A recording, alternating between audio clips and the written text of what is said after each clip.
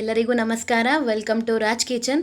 ನಾನಿವತ್ತು ಗಿಣ್ಣ ಮಾಡೋದನ್ನು ಹೇಗೆ ಅಂತ ತೋರಿಸ್ತಾ ಇದ್ದೀನಿ. ವಿಡಿಯೋನ ಪೂರ್ತಿಯಾಗಿ ನೋಡಿ, ಲೈಕ್ ಮಾಡಿ, ಶೇರ್ ಮಾಡಿ, ಹಾಗೆ ಸಬ್ಸ್ಕ್ರೈಬ್ ಮಾಡ್ಕೊಳ್ಳಿ. ಗಿಣ್ಣ ಮಾಡೋದಕ್ಕೆ ಏನೇನು ಬೇಕು ಅಂತ ತೋರಿಸ್ತಾ ಇದ್ದೀನಿ. ಇಲ್ಲಿ ನಾನು 2 ಲೀಟ್ರಷ್ಟು ಹಾಲು ತೊಗೊಂಡಿದ್ದೀನಿ, ಅರ್ಧ ಗ್ಲಾಸ್ ಗೀ ಹಾಲು, 5 ರಿಂದ 6 ಕಪ್ಪು ಬೆಲ್ಲದ ತುರಿ, 2 ಇಂಚು ಒಣಶುಂಠಿ, 7 ರಿಂದ 8 ಏಲಕ್ಕಿ ಕಾಯಿನ ತೊಗೊಂಡಿದ್ದೀನಿ. ಇಲ್ಲಿ ಒಣಶುಂಠಿ ಮತ್ತು ಏಲಕ್ಕಿ ಕಾಯಿನ ಕುಟ್ಟೆ ಮಣೆಗೆ ಹಾಕ್ಕೊಂಡು ಕುಟ್ಕೋತಾ ಇದ್ದೀನಿ.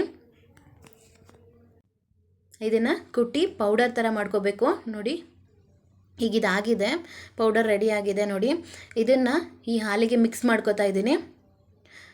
ಎಲ್ಲ ಪೂರ್ತಿನೂ ಚೆನ್ನಾಗಿ ಮಿಕ್ಸ್ ಮಾಡ್ಕೊಳ್ಳಿ.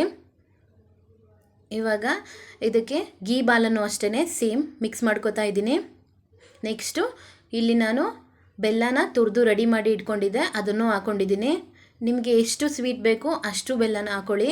ನೋಡಿ, ಈಗ ಚೆನ್ನಾಗಿ ಮಿಕ್ಸ್ ಮಾಡ್ಕೋಬೇಕು, ಯಾಕಂದರೆ ಬೆಲ್ಲ ತುರಿ ಇರೋದ್ರಿಂದ ಈ ಥರ ಸೋಸ್ಕೊಳ್ಳಿ. ಅದಾದಮೇಲೆ ನೋಡಿ, ರೆಡಿಯಾಗಿದೆ ಇವಾಗ ಗಿಣ್ಣ ಮಾಡೋದಕ್ಕೆ ಹಾಲು. ಈಗ ಪ್ಯಾನಿಗೆ ನೀರು ಹಾಕ್ಕೊಂಡು ಈಗ ಅದಕ್ಕೆ ಗಿಣ್ಣದ ಹಾಲನ್ನು ಇಡ್ತಾ ಇದ್ದೀನಿ. ಇದನ್ನು ಮುಚ್ಚಳ ಹಾಕ್ಕೊಂಡು 1 ವಿಷಲ್ ಹೊಡಿಸ್ಕೊಳ್ಳಿ. ಆದಮೇಲೆ ಒಂದು 2-3 ಗಂಟೆನಾದರೂ ಬಿಡಬೇಕು, ಯಾಕಂದರೆ ಬೇಗ ಎತ್ತಿದ್ರೆ ಗಿಣ್ಣ ಬೇಗ ಬರೋದಿಲ್ಲ. ಈಗ ಆಗಿದೆಯೋ ಇಲ್ವೋ ಅಂತ ನೋಡಬೇಕು. ನೋಡಿ, ಈ ಥರ ಚಮಚನ ತಗೊಂಡು ಈ ಥರ ಚೆಕ್ ಮಾಡ್ಕೊಳ್ಳಿ, ಆಗಿದೆಯೋ ಇಲ್ವೋ ಅಂತ. ಅದು ಅಂಟಿದ್ರೆ ಆಗಿರಲ್ಲ, ಅಂಟಲಿಲ್ಲ ಅಂದರೆ ಇಲ್ಲಿ ರೆಡಿಯಾಗಿದೆ. ನೋಡ್ಬೋದು ಯಾವ ಥರ ಬಂದಿದೆ ಅಂತ. ಈಗ ನಾನು ಚಾಕ್ ತಗೊಂಡು ಕಟ್ ಮಾಡ್ಕೊತಾ ಇದ್ದೀನಿ. ರೆಡಿಯಾಗಿದೆ ಗಿಣ್ಣ. ಈಗ ತೋರಿಸ್ತಾ ಇದ್ದೀನಿ ನೋಡಿ ಯಾವ ಥರ ಬಂದಿದೆ ಅಂತ. ತುಂಬ ಚೆನ್ನಾಗಿ ಬಂದಿದೆ. ಒಂದ್ಸಲಿ ಟ್ರೈ ಮಾಡಿ.